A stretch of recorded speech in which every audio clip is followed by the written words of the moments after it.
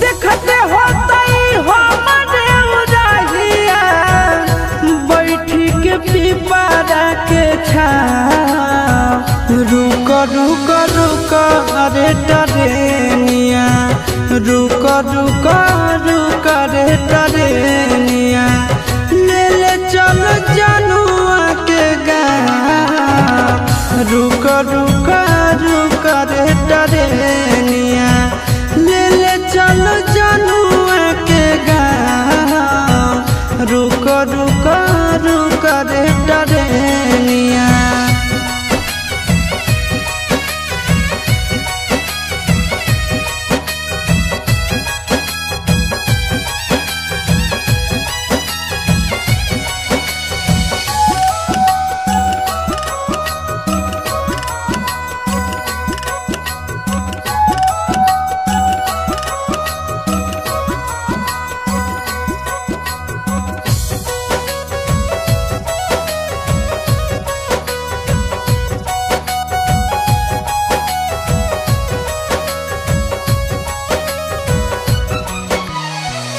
मनवा न लागत होता है पिया के आंगनवा। रतिया में देखी देखी रोबत होते चनवा, रोबत होते चनवा।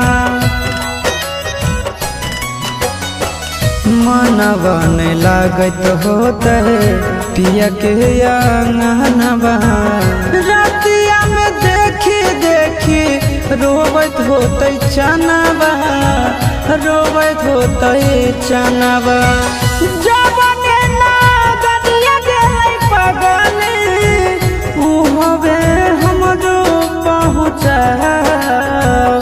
रुक रुक रुक रे टरेनिया, रुक रुक रुक रे टरेनिया, ले ले चलो जनुआ के गाँव।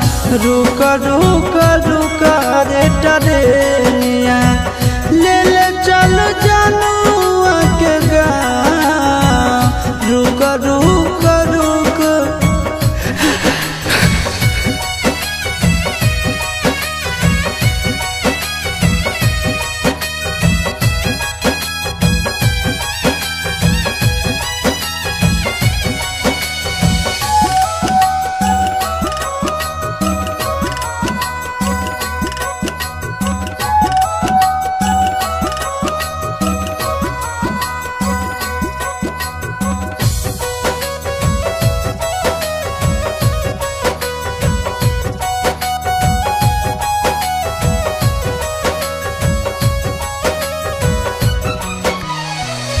फोनबो नहीं कैला कहीं नहीं भेजले कई खबरिया।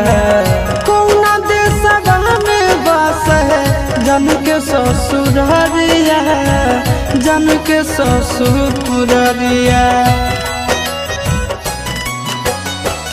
फोनबो नहीं कैला कहीं नहीं भेजले कई खबरिया।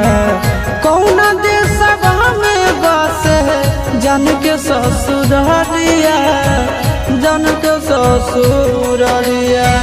गोरे ललके बुझे मजबूरी बताई दी है आशीष के नाम। रुक रुक रुक रे टरेनिया, रुक रुक रुक रे टरेनिया, ले ले चलो जनुआ के गाँव। रुक रुक रुक रे टरेनिया, ले ले चलो जनुआ के गाँव। रुक रुक